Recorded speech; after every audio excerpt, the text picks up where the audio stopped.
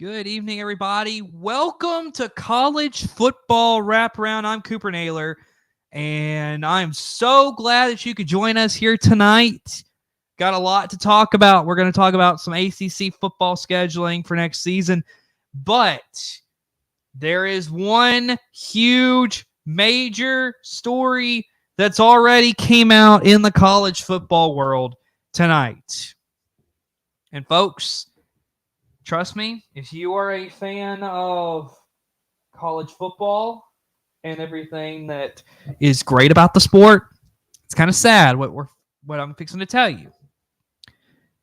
What would you think that the four teams that played for the college football playoff this previous season, that only one of them still has the same head coach? Now, you'd be thinking, Cooper, it's kind of crazy to think about.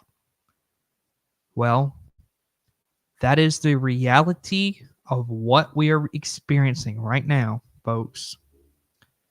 Jim Harbaugh, the head coach of the Michigan Wolverines, has left to take a job with the Los Angeles Chargers in the National Football League.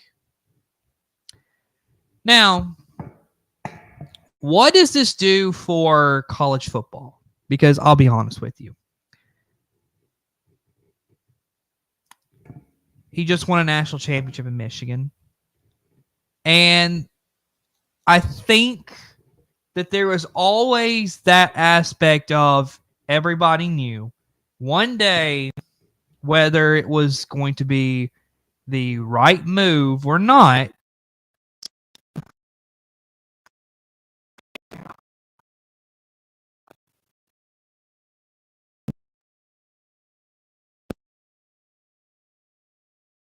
Yes. I'm going to try to get this fixed real quick. Not sure what the deal is.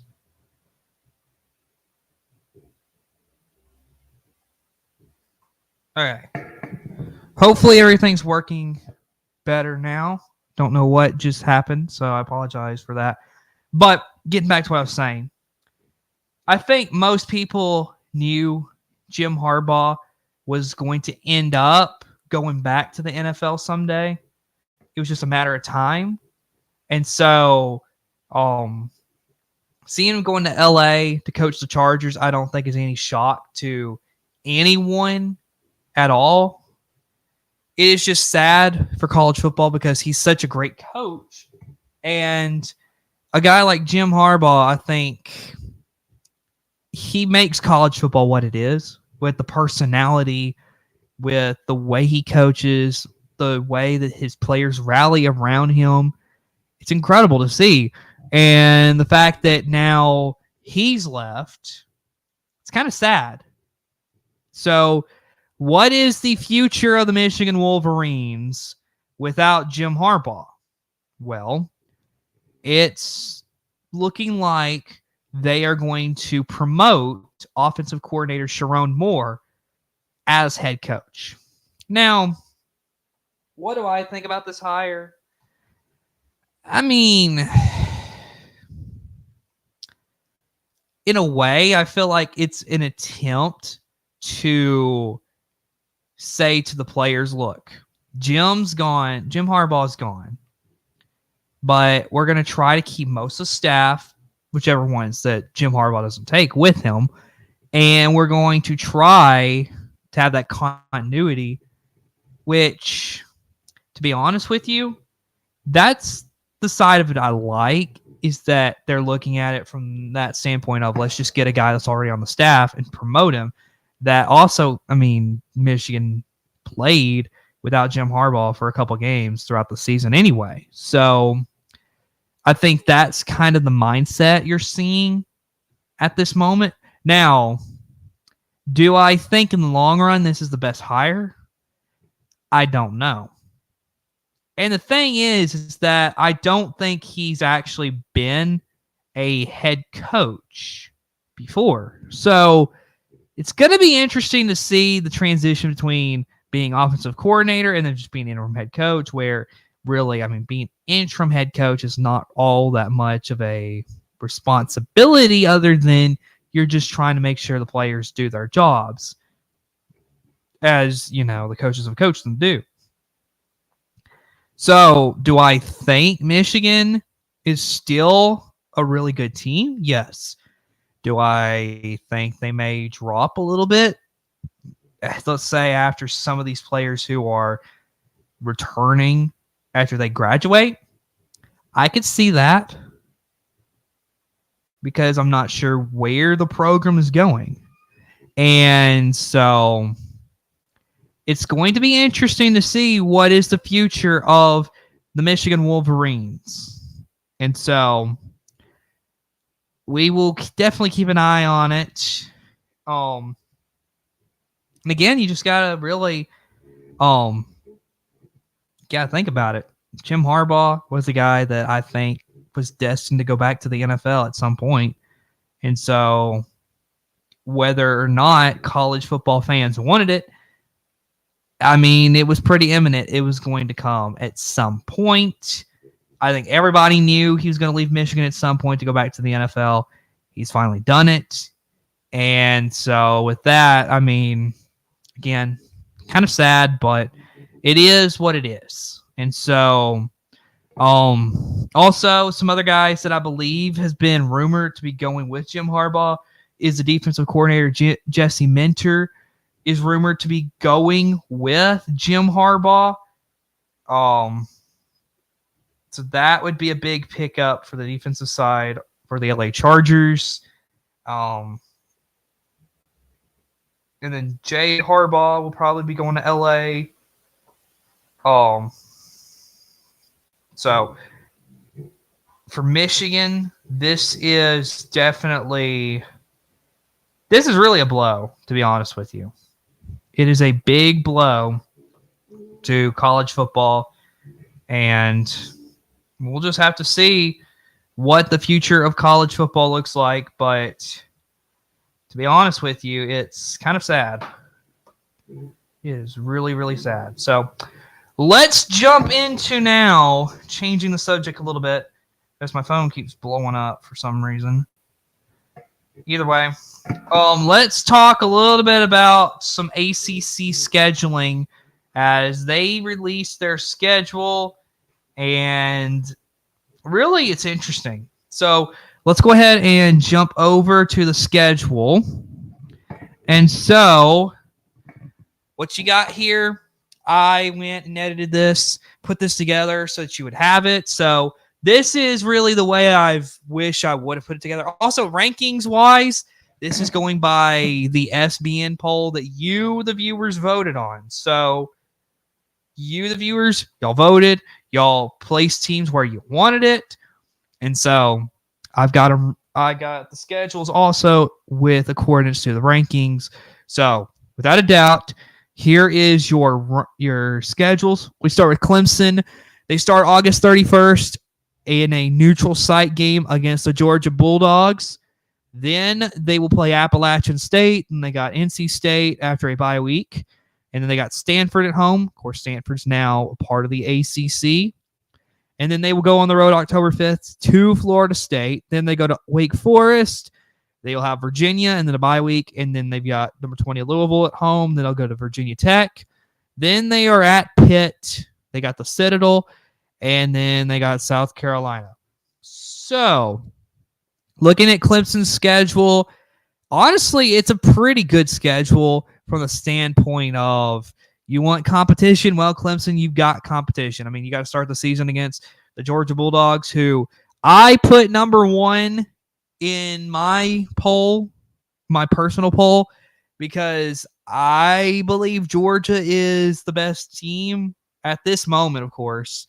Things could change between now and the beginning of the season. But Georgia, that's just going to be hard to beat the Georgia Bulldogs next season. So, Georgia, of course, that is going to be a difficult game. That's probably one that Clemson being number 14, it's going to be interesting to see. Can Clemson compete with Georgia and I believe that game's in Atlanta. this season, so be very interesting. Appalachian State, I will say this. I don't think they're any pushover either, because Appalachian State, I think, has proven to the majority of people who actually watch college football, I think they've proven to you that they can actually go and win a game against teams they really shouldn't beat. So Appalachian State, that is no pushover whatsoever, folks. And then you got NC State after a bye week on September 21st. That is a good game, I think, because you got to think last season playing that game there at NC State. NC State ended up winning the game. And Clemson at that point, it was kind of a situation where it was like, okay, what are they going to do? How are they going to look? So NC State, that game, that's an interesting game, to be honest with you. And then Stanford, I feel like Stanford hasn't really done much lately in college football. I'll be honest. I think if you're Clemson, I think you got an easy win here. That's just me. And then here comes the gauntlet. The number 10 Florida State Seminoles, who also, think about this, since they've been retired, that now, if you're Florida State, you've picked up quite a few Alabama players. You've picked up a bunch of transfers. Florida State is reloading. Florida State, you better watch out. That's going to be a tough game for the Clemson Tigers. And then you got at Wake Forest. You got Virginia, of course. Louisville, though. Louisville is going to be interesting. How do they do in year 2 with Jeff Brom as their head coach? I mean, they did good last season, so I'm interested to see how do they do this coming year. To be honest with you, I think that's going to be a really good one that I think a lot of people are going to want to watch is Louisville and Clemson. And, of course, that last game of the season against South Carolina, always a interesting matchup when it comes to the teams there in the southern part of the Carolinas. So, let me, real quick, I'm going to get a sip of water. All right. So, Clemson's schedule, definitely going to be a little bit of a challenge for them because they've been struggling the last few years compared to where they were, winning national championships, playing for championships. So, I got to say this. I think that if you are Clemson, you have a chance. I mean, I'm looking at it. I mean, they could, if depending on the talent they have there in Clemson. I mean, you could see an undefeated season depending on how they do. But also, I think the most realistic here, I mean, I don't think they're beating Georgia. I don't think they're beating Florida State.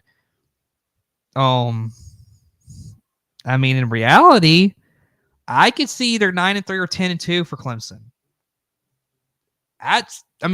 You can comment and let me know what you think, but I think 10-2 is a possibility here for the Clemson Tigers. I mean, that's just my opinion.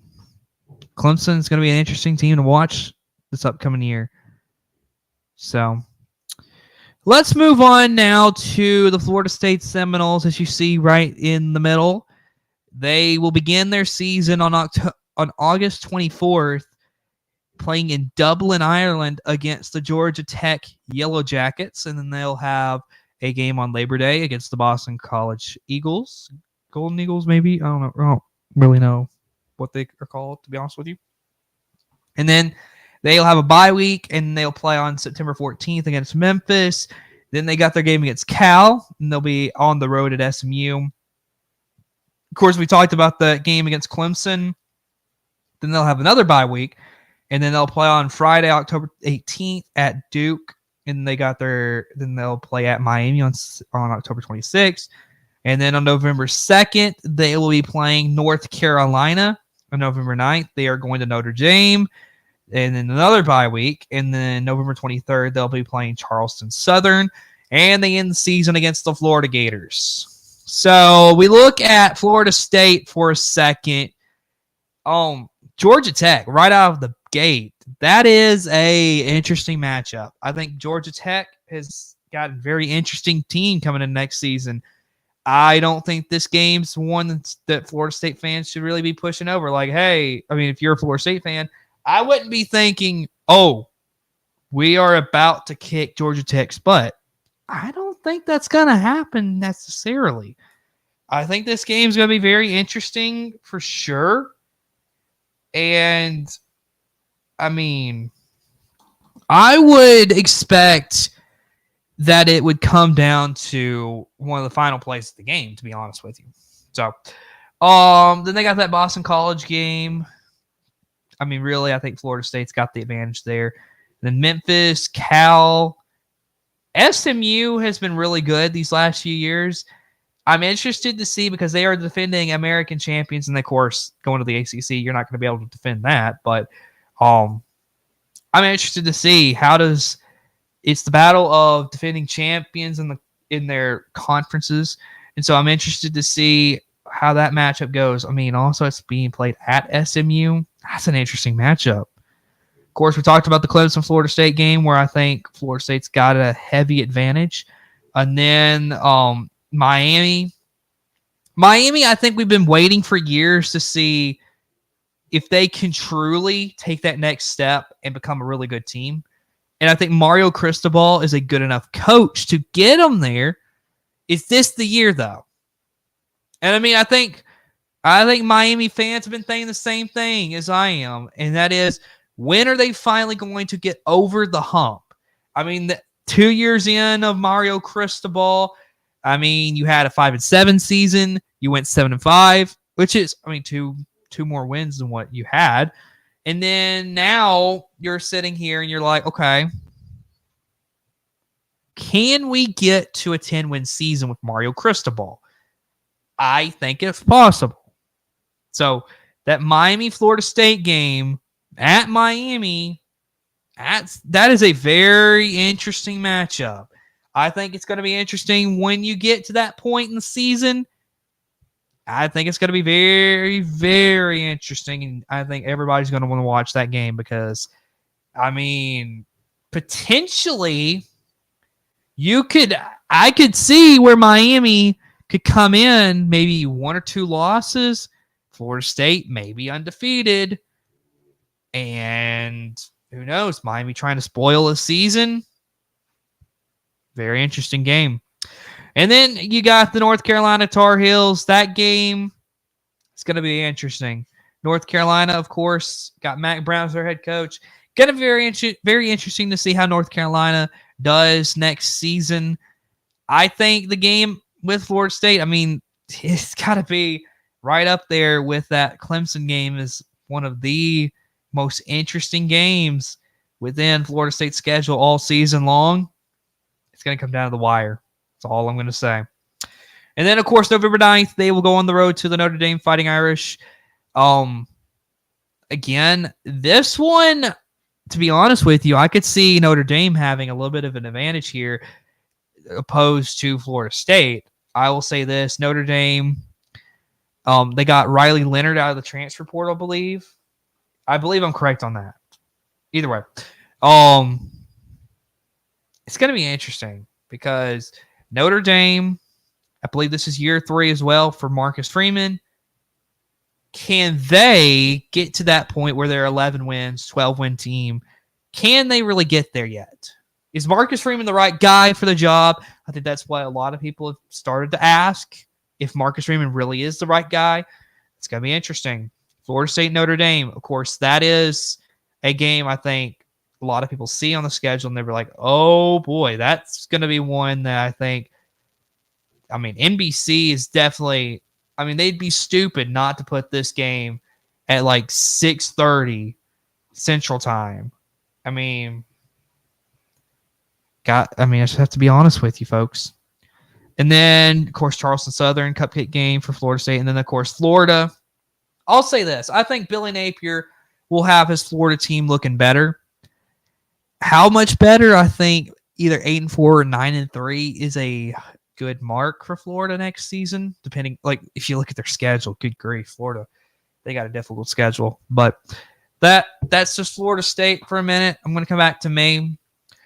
So I do want to say this before I get into North Carolina, just a little plug for my next video. I'm going to kind of talk about on the Cooper Naylor Show Sunday night. I'm going to talk about the announcers within college football, and then I'm going to get into kind of like the games. I'm going to go through some of the games that we're going to see next season and kind of say where I think some of these matchups should be placed on your television schedule. So that's just something coming up Sunday night. So let's get back into our schedules here, and we'll go to North Carolina. There's our final schedule to be looking at tonight, folks. So they begin their season on Thursday, August 29th. They're going to Minnesota, and then they'll have Charlotte on September 7th, and then on the next Saturday they'll have NC Central, and then on September 21st they got James Madison, and then September 28th they'll go to Duke. And then, of course, October 5th is Pitt. Then they'll have Georgia Tech. Then they got a bye week. And then at Virginia, at Florida State, and then a bye week. And then Wake Forest, at Boston College, and NC State. So, for North Carolina, what do I believe about this? Well, I'll say this. The Minnesota game is interesting. I really don't know what to expect from Minnesota this season. I mean, they were the only 5-7 team this past year to get into a bowl game, which, to be honest with you, it's the sad reality that 5-7 teams can play for a bowl game. And of course, before I've talked about my distaste for the bowl system. And so, I mean, nothing's going to change. But either way, then you got that Charlotte game. I think that's just a pushover. They should win that game very easily. NC Central, same thing. James Madison, I'm sorry. They lost their head coach. Quarterback's gone. I mean, James Madison is not going to be the same thing. James Madison, that's a pushover for North Carolina. Then they're going to go to Duke. Duke is really a very interesting matchup just because Mike Elko's gone. I'm interested to see what does Duke do here to make the team better with Manny Diaz as head coach. I mean, I really don't know. So that is interesting. North Carolina, I'll definitely give the advantage to right now just because. And then you got Pitt.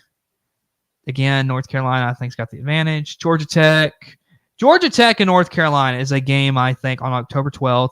People should really watch for. That game's going to be interesting. And so that is one I think you are going to want to watch. So, and then, of course, October 26th, they're at Virginia.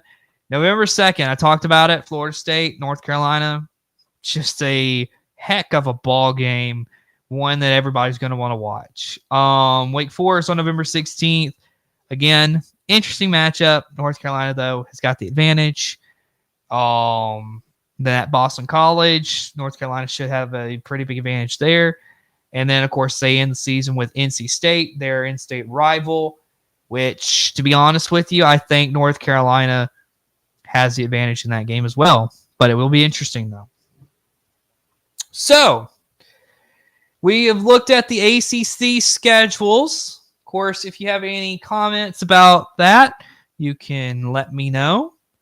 But other than that, that was pretty much what I had planned for tonight, is to look at the ACC schedule and tell you about Jim Harbaugh and give my take on that. So, want to thank y'all for watching this video here tonight. And, of course, Sunday, Cooper Naylor Show, episode 3 of the podcast. It will be coming, so you don't want to miss it. And, of course, like I said, going to be talking about college football, their schedule, and how I think it should be scheduled. So, and I mean, going to talk about announcers, where And of course, that's going to be part of the scheduling thing as well. It's like telling who, where I think these announcers should be going. So, without a doubt, thanks for watching, everybody. We will see you again later. Good night, everybody. Hello, everyone. Tonight, I am here to tell you that we have a special deal for you coming up with Saber Broadcast Network. We are going to be doing a buy one, get one free kind of sale. So, what kind of sale could I tell you it is? We will be selling t-shirts, Saber Broadcast Network t-shirts, and what comes free? This special little coaster, Saber Broadcast Network coaster you can use to sit your drink on. So if you want some good, high-quality material in a shirt and a nice little coaster to come free, then we have a community post we'll be putting out, and we will tell you all about it and where to contact and everything about it. So hope that you will consider getting this item as part of your collection.